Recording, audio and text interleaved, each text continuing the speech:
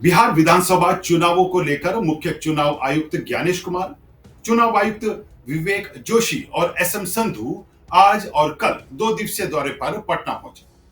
आयोग की टीम चुनावी तैयारियों की अंतिम समीक्षा करने के लिए पटना पहुंची। वहीं आज आयोग ने कई सियासी दलों के प्रतिनिधियों को बुलाया और उनकी चिंताओं को, सुझावों को सुना। इस दौरान लगभग अधिकांश दलों ने, प्रतिनिधियों ने इस बार बिहार में एक चरण में मतदान करने की मांग रखी है। लेकिन अब यह मांग पर सवाल उठ रहे हैं। चर्चाओं का बाजार गर्म है कि क्या बिहार की भौगोलिक स्थिति और जनसंख्या के मद्देनजर एक ही चरण में चुनाव कराना व्यवहारिक है। हालांकि पिछले कुछ सालों के वोटिंग के चरणों पर नजर डालें तो यह पिछली 3 बारी से धीरे धीरे कम ही हो रही है। लेकिन एक बार फिर से चुनाव आयोग से क्या सुरक्षा बल और चुनाव अधिकारियों पर अधिक दबाव बढ़ सकता है? ऐसे कई सवालों को लेकर मचे बवाल पर चर्चा करने के लिए आज हमारे साथ फिर से जुड़ रहे हैं पटना से हमारे कंसल्टिंग एडिटर प्रमोद मुकेश जी। मुकेश जी, आज इलेक्शन कमीशन की टीम पूरी बिहार में जुटी हुई है। चरणों, तैयारियों की समीक्षा हो रही है और इस दौरान जब उनसे राय मांगी गई तो बहुत सारे सियासी दलों ने यह कहा कि इस बार बिहार में चुनाव एक चरण में करवाया जाए। हालांकि भाजपा ने बोला 1-2 चरणों में, या 1-2 छोटे दलों ने और बोला। क्या ये एक चरण में चुनाव करवाना बिहार में बहुत कुछ कह रहा है? क्या ये जो सवाल है कि एक चरण में चुनाव होगा, ये कहीं ना कहीं इलेक्शन कमीशन पर एक दबाव की रणनीति भी है? आप इस पूरे उसको कैसे देख रहे हैं? देखिए, ये आज सच है कि चुनाव आयोग की टीम 2 दिन से पटना में थी और आज 12 बजे से लगभग 3 घंटे बिहार की 12 जो राजनीतिक पार्टियां हैं उनके प्रतिनिधियों से मुलाकात की, उनसे सुझाव मांगे और चुनाव की तिथियों को लेकर, एसआईआर को लेकर भी कुछ दलों ने अपनी प्रतिक्रिया दी। फिर वोटर जो है, वोट बूथ पे कितने वोटर की संख्या होनी चाहिए, यानी एक समग्रता से चुनाव आयोग ने हर बिंदु पे विभिन्न पार्टियों से 12 राजनीतिक दलों के प्रतिनिधि मंडल से बातचीत की।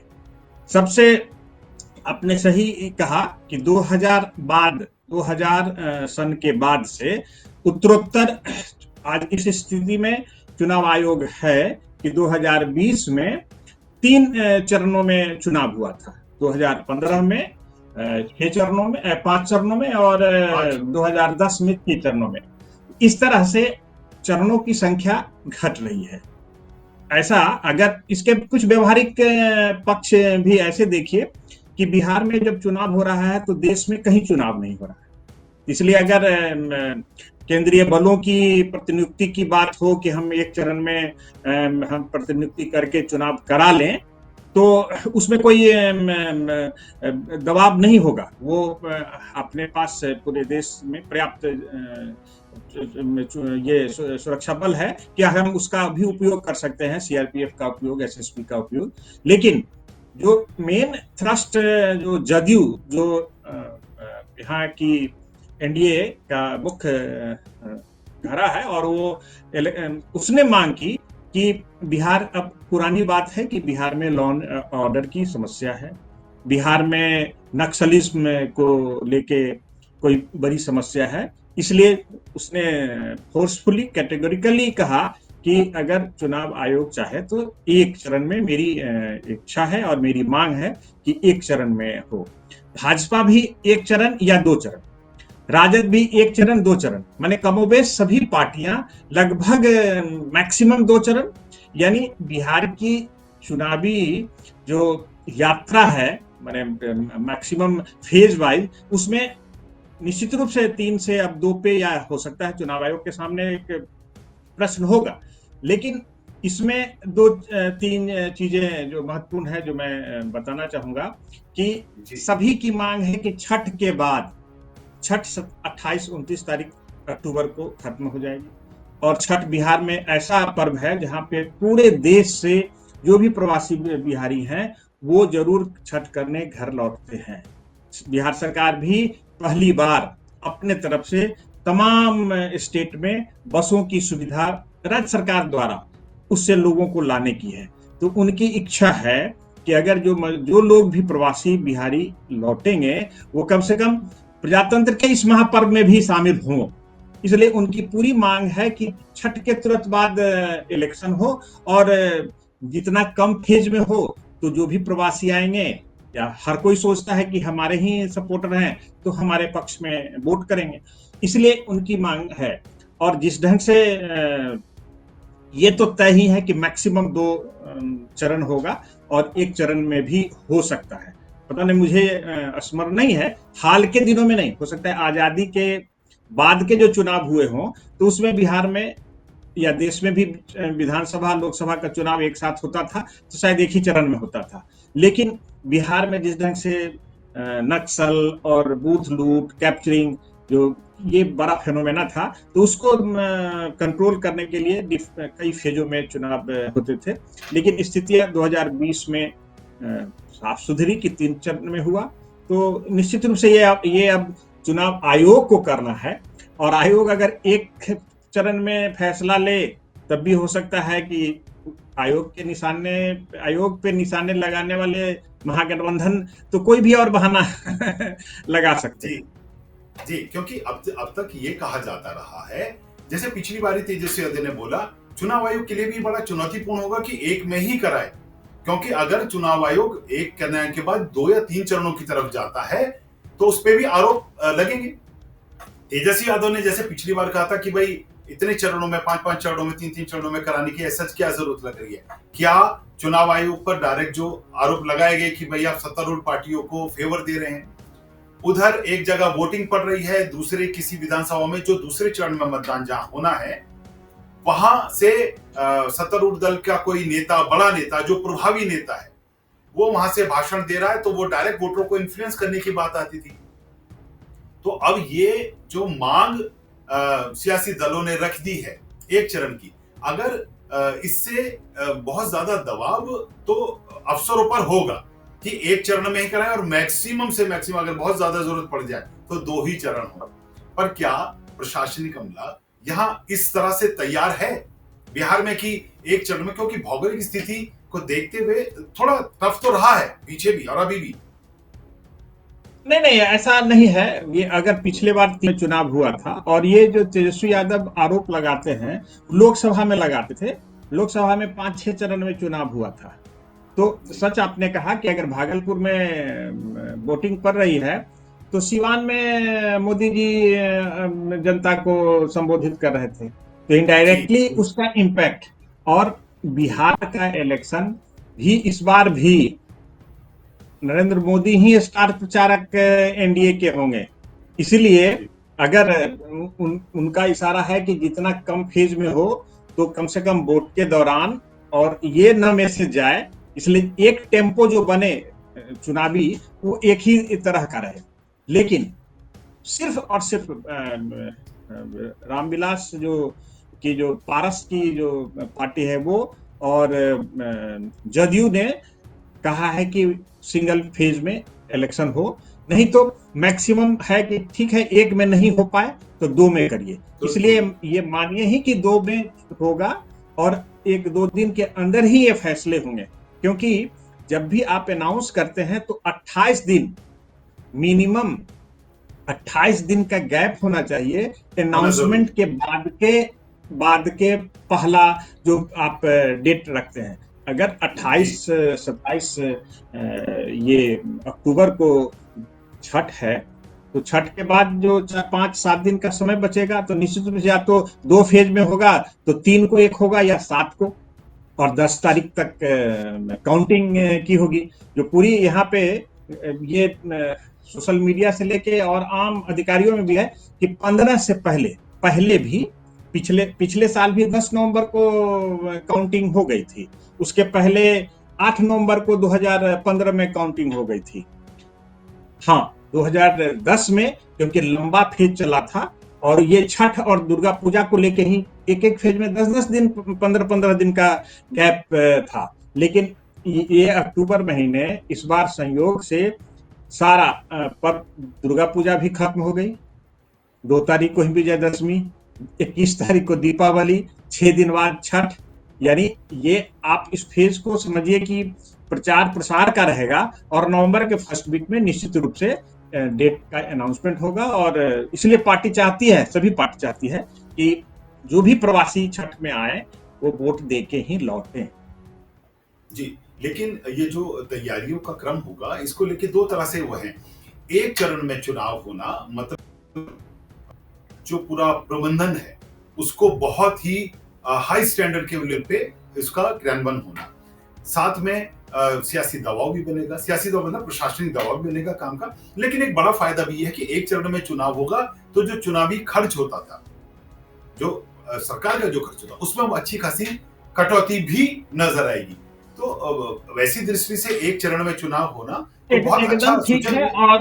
और आप महाराष्ट्र का जो विधानसभा का चुनाव हुआ था दीपक जी, जी तो जी शायद एक ही फेज में पूरा का पूरा, और वहां भी शायद 248 या के लगभग सीट है। माने वो भी एक बड़ा स्टेट है, वहां भी जी कुछ इलाके में नक्सल का प्रॉब्लम है और बड़ा है। जी जी और चुनाव आयोग और जो की मशीनरी और राज्य की जो पुलिस व्यवस्था है वो अब इतनी सक्षम है कि वो अगर वो ठान लेगी तो आराम से चुनाव हो जाएगा। और अभी तो कुछ दिन पहले ही ना महाराष्ट्र में ऐसा ही हुआ। हाँ, छोटे स्टेट में आप हरियाणा में या अन्य जगहों पे आप कह सकते हैं, लेकिन महाराष्ट्र तो बहुत बड़ा है, बिहार ही जैसा लोकसभा के, वहां तो और बिहार से ज्यादा ही लोकसभा की सीटें हैं। लेकिन विधानसभा का इलेक्शन सिंगल फेज में हुआ था, इसलिए प्रोबेबिलिटी है, हो सकता है बिहार में सिंगल फेज में हो। और कम से कम अपने प्रशासनिक तैयारी को लेके चुनाव आयोग, बिहार का चुनाव आयोग और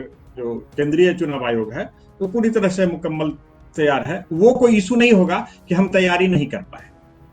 जी। नहीं, तो साथ में मैं आपसे ये जानना चाहूंगा कि आपने ओवर द पीरियड अपने 30-35 सालों के जो पत्रकारिता का आपका रहा है, आपने संपादकीय प्रभारी भी रहे, आपने ओवरऑल चुनावों को बहुत करीबी तौर पे देखा भी होगा। वो क्या कारण थे जहां पहले, मतलब ये दर्शकों के लिए जानने के लिए भी होगा, जो युवा दर्शक हमारे देख रहे हो और बिहार को समझना चाहते हैं, उनके लिए भी एक सूचना परक होगा कि 2000 के आसपास, 2005, 2010 के आसपास में वो क्या कारक थे, वो क्या कारण थे जिनके चलते 6-6, 7-7 चरणों में चुनाव हुआ करते थे। इलेक्शन कमीशन ने वो क्या क्या सुधार किए हैं, वो क्या क्या रिफॉर्म्स किए हैं, जिसके चलते चरणों की संख्या में चरणबद्ध तरीके से कमी आ रही है। तो उस पर भी जरा आप बता पाए। निश्चित रूप से देखिए, ये 2000 से पहले भी जब टीएन शेषन चुनाव आयुक्त थे और बिहार में जिस ढंग से बूथ लूट और मैंने बूथ कैप्चरिंग की घटनाएं होती थी, उस समय बैलेट का दौर था, उसमें जो जिस ढंग से अपने आप को चुनाव आयोग ने ईवीएम में ट्रांसफॉर्म किया, उसमें बदलाव आया। और जिस समय बिहार में बंटवारा भी नहीं हुआ था, बिहार झारखंड अलग था, 2000 में बिहार झारखंड अलग हुआ, तो उस समय निश्चित रूप से भौगोलिक स्थिति ऐसी थी। और 2000 के पास भी, 2000 के बाद बिहार में बहुत सारे जो हॉटस्पॉट थे, जिले थे, वो नक्सली प्रभावित थे। और वहां पे वोट बहिष्कार और अर्ली 3 बजे तक ही वोटिंग की सुविधा थी, लोग नहीं जाते थे। लैंड माइंस का गया वाला इलाका, औरंगाबाद का इलाका, ये सारे इलाके, नवादा, ये सब में नक्सलियों को लेके, आतंक को लेके चुनाव आयोग पहले इन इलाकों में करता था। लेकिन उत्तरोत्तर 2005 के बाद से निश्चित रूप से बिहार की प्रशासनिक व्यवस्था में सुधार हुआ है। नक्सल की वैसी कोई नक्सल की हिंसक वारदात नहीं हुई। पहले तो एक मैसेकर हो जाता था कि पूरे गांव-गांव को नक्सलियों के कारण, और जातीय उन्माद भी था। लेकिन वो सब चीज अब पास्ट की बात है। तो लॉ एंड ऑर्डर की स्थिति, सामाजिक सद्भाव भी इस ढंग से आपसी जो नक्सली वाला वो खत्म हो चुका है। नक्सली के कुछ पॉकेट्स में गया और औरंगाबाद के कुछ पॉकेट्स में उनका प्रभाव है, लेकिन वो नक्सल भी अब चुनाव बहिष्कार और उसमें नहीं है। इसलिए अब स्थिति बदल गई है। और अपनी सुविधा के लिए कि पीसफुली इलेक्शन कंडक्ट हो। लेकिन ये हिम्मत 2020 में चुनाव आयोग ने बिहार सरकार के संयुक्त प्रयास से ही हुआ कि कम से कम 3 फेज में इलेक्शन हुआ। और ये प्रयोग हो सकता है कि ये इमेज का भी बात है कि ऐसा क्या है बिहार में कि इलेक्शन भी आप एक फेज में या जो सिंगल फेज में, पूरे दुनिया में इलेक्शन तो एक दिन में अमेरिका में राष्ट्रपति का चुनाव हो जाता है, तो बिहार में ऐसा क्या इलेक्शन का है। इसलिए ये ट्रांसफॉर्मेशन के फेज है। शुरू में तो मैंने कहा कि बूथ लूट और जिस ढंग से बैड इमेज बिहार का था वो तो केजे राव ने खत्म किया। टीएन शेषन के बाद केजे राव जो यहाँ इलेक्शन के सलाहकार थे, और वो 2000 के आसपास 2000 और 2005 के फेज में केजे राव का उद्भव हुआ था। और वो समय से अब तो बिहार में कभी भी नक्सली क्या चुनावी बूथ पे हिंसा की कोई घटना न होती है। पूरा लोकसभा के चुनाव को भी देख ले 24 में, तो शायद ही कहीं कोई हत्या की खबर आई या बूथ लूट की खबर आई। इसलिए पूरा का पूरा अब वो चेंज हो गया है बिहार का। वो इमेज किताबें लिखी जाती थी, आर्टिकल बूथ लूट और इसके लिए दूसरे जिलों से, उत्तर प्रदेश से गुंडे मंगाए जाते थे कि बूथ कब्जा करना है। वो सब बात पुरानी हो चुकी है। इसलिए चुनाव आयोग और बिहार सरकार निश्चित रूप से सिंगल फेज में या मैक्सिमम 2 फेज में इलेक्शन कराए। आने वाले दिनों में हो सकता है कि हम सिंगल फेज की ही भी कल्पना कर सकते हैं। इसलिए पूरा बिहार का जो प्रशासनिक तंत्र में जो सुधार है उसका ही नतीजा है, और लोगों का भरोसा है। अब बाहुबलियों का वैसा दबदबा नहीं है इलेक्शन में, लोग का पार्टिसिपेशन बहुत बढ़ गया है। पहले तो गरीब लोग वोट देने जाते नहीं थे। मैं यही सवाल आपसे पूछ रहा था कि 2010 के आसपास से अगर हम बात करें तो 2010 के आसपास से ये धीरे धीरे रिफॉर्म्स कुछ शुरू हुए। इनको आप कैसे देखते हो? क्या बिहार में जो सरकारें रही उन्होंने बहुत मजबूत पक्ष के साथ अपनी चीजों को, अपने प्रशासनिक अमले को, अपने कार्य करने के तरीकों को, या एक सुव्यवस्थित तरीके से चीजों को रखने का और उनको करने का एक क्रम बनाया? इसके साथ साथ इलेक्शन कमीशन ने भी बहुत तेजी से अपने कुछ रिफॉर्म्स किए। इन दोनों को एक साथ जब देखते हैं तो ये वोटिंग का जो चरण है वो कम होना है। इसमें किसको आप ऊपर की तरफ देख रहे हैं कि इलेक्शन कमीशन के सुधार ज्यादा अच्छे थे, या जो राज्य सरकारों ने अपना एक स्टैंड लिया चीजों को लेके वो ज्यादा प्रभावी रहे? देखिए दीपक जी, ये 2 चीजें हैं। अगर आप इलेक्शन कमीशन को बिहार की जो कानून व्यवस्था और बिहार सरकार के कमिटमेंट पे भरोसा न हो, हम ये फैसला सिंगल फेज में लेना चाहते हैं, तो हम तो ये जानना चाहेंगे ना कि अब मैं ये फैसला लूंगा, क्या आप सक्षम हैं? तो बिहार सरकार ही उत्तरोत्तर, अगर 2010 से ही बात करें तो 2010 में 6, 2015 में 5, 2020 में 3, और निश्चित रूप से ये 2005 के बाद हो सकता है, ये मैं कोई पक्ष में नहीं बोल रहा हूं, लेकिन 2005 के बाद से बिहार में स्थितियां कानून व्यवस्था की तो सुधरी ही है।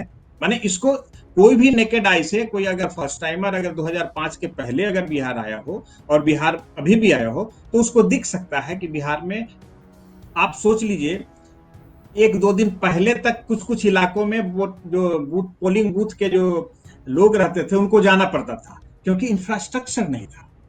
जो गांव देहात में जो बूथ थे वहां जाने के लिए 1 दिन पहले आप निकल जाते हैं।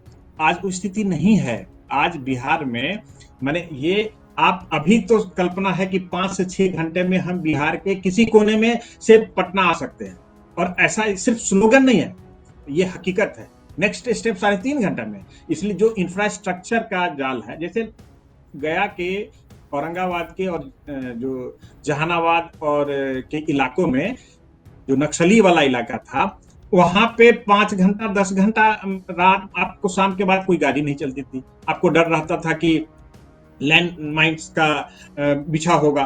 तो ये सब चीजें अब बिहार में बदल चुकी है। आप 12 बजे रात में हो या दिन में हो, कभी भी आना जाना, आपको कोई तरह का ऐसा नहीं है। तो जब आप सुविधाएं, इंफ्रास्ट्रक्चर का इतना डेवलप हो गया है, जहां पे पुलिस जल्दी जा सकती है, पोलिंग बूथ पे हो सकता है, तो ये अब इशू नहीं है।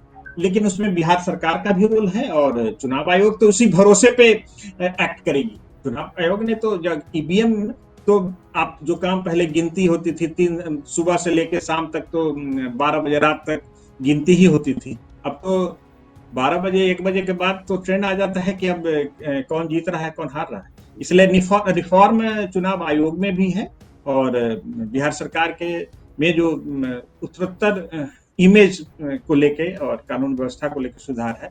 ये भरोसा के कारण ही चुनाव आयोग अगर ऐसा फैसला लेगा तो निश्चित रूप से लेगा। लेकिन राजनीतिक दलों के स्टैंड को भी थोड़ा सा क्लियर बताइए कि राजनीतिक दलों का स्टैंड ज्यादा चरणों में ज्यादा उनके लिए फायदेमंद होता है या सिंगल एक चरण में, क्योंकि ये हर राजनीतिक पार्टी के ओवरऑल खांचे को लेकर या उनकी संगठन शक्ति के अनुसार ये बटा बटा होगा। जैसे भाजपा जैसे अगर किसी संगठन की आप बात करेंगे तो उनका ज्यादा चरणों में चुनाव होना उनके लिए हमेशा फायदेमंद होगा। लेकिन कुछ ऐसी पार्टियां जो छोटी पार्टियां, क्षेत्रीय पार्टियां हैं या जिनका संगठन अभी किसी विवाद में, वो चाहेंगे कि एक चुनाव हो और हो।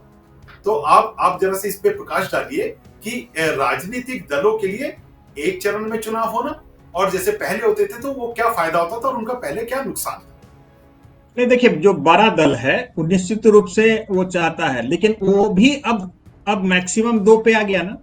अगर बीजेपी सबसे संगठित दल है, कांग्रेस और बीजेपी, कांग्रेस का ठीक है उतना जनाधार अब पहले वाला नहीं है, लेकिन भाजपा तो निश्चित रूप से 2 चाहेगी कि उसको 2 बार मौका मिले, उसके जो स्टार प्रचारक हैं नरेंद्र मोदी जी हैं उनका इस्तेमाल करे। अगर भाई छूट भी गया तो दूसरे इसलिए वो चाहती है। लेकिन छोटे दल, बिहार में अगर 12 दलों को ही बुलाया था, हाँ, लेकिन सबने, किसी ने नहीं कहा कि 4 फेज 5 फेज में होना चाहिए, सबने कहा सिंगल फेज या 2 फेज।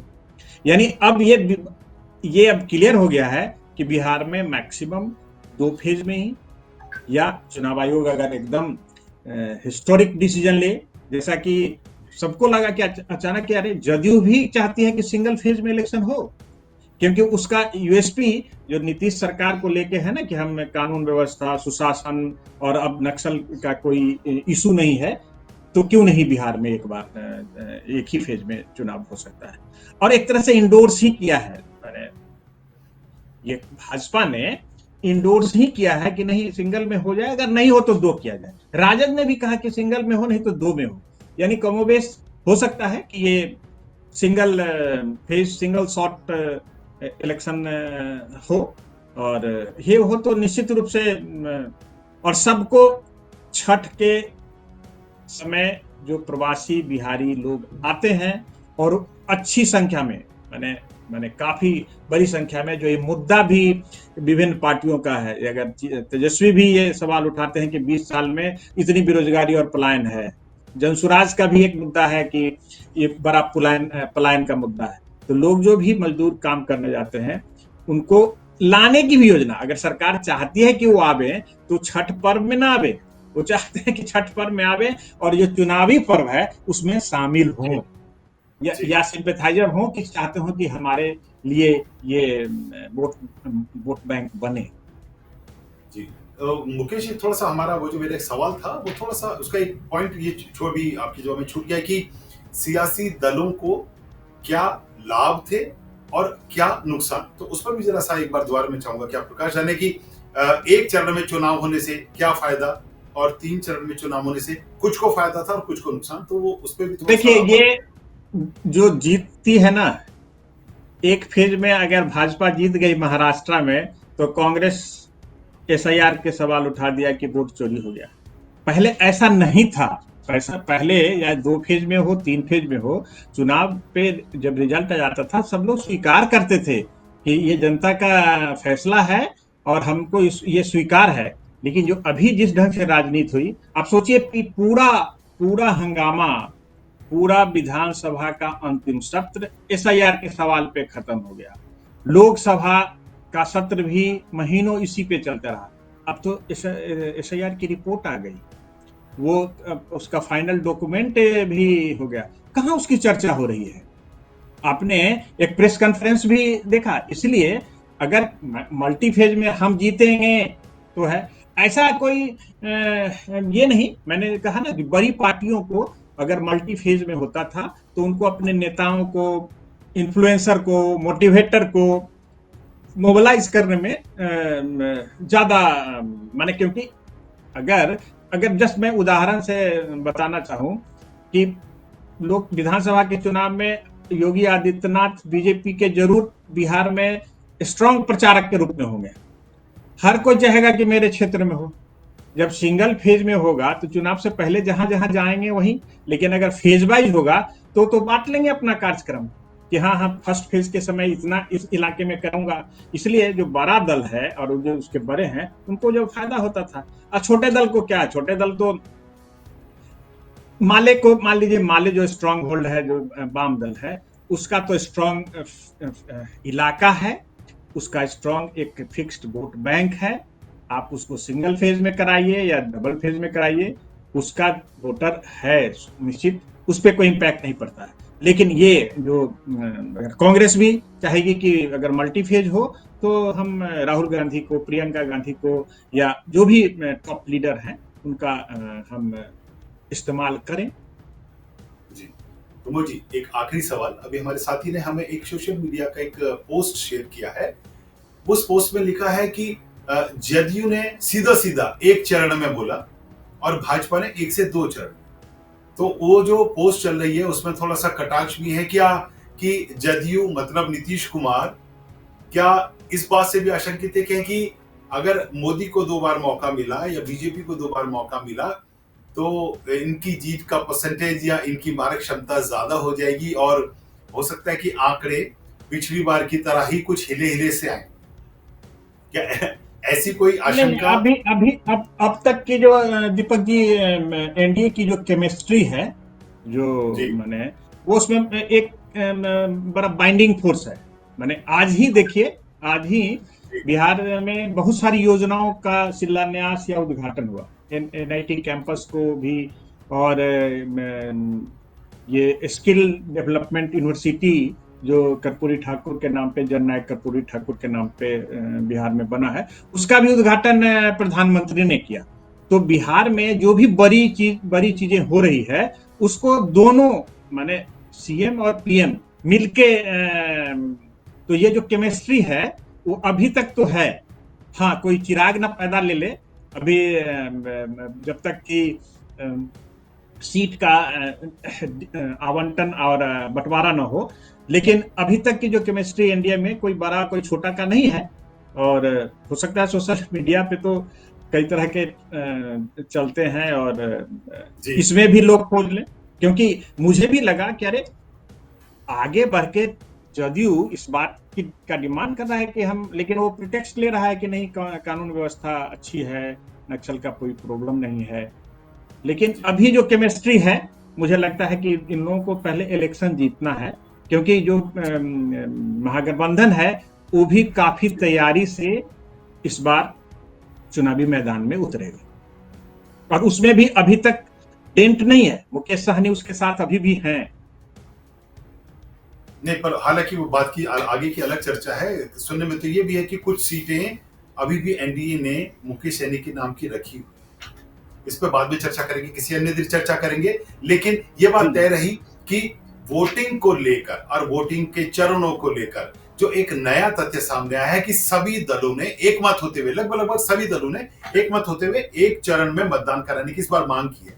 ये बिहार के आगामी विकास के रूप में ये देखा जाएगा कि बिहार अब एक चरण में चुनाव कराने लायक साधन संपन्नता से भी और प्रशासनिक अमले से लेके और सारे दूसरे तंत्रों के लिए वो मजबूत हो रहा है। तो बिहार के लिए तो बहुत अच्छी बात है, लेकिन आने वाले दिनों में ये बात साफ नजर आएगी कि इसका असर क्या होता है, क्योंकि प्रशासनिक अमले में से ये बातें अभी निकल कर आई हैं कि कुछ लोगों ने सवाल खड़े हैं कि इतने बड़े राज्य में एक बारी में चरण में चुनाव कराना, उनके सामने बहुत सारी चुनौतियां आएंगी, लेकिन समय इन सब सवालों के जवाब दे देगा। मुर्मू जी, इस चर्चा में आप हमारे साथ जुड़े, आपका बहुत बहुत शुक्रिया।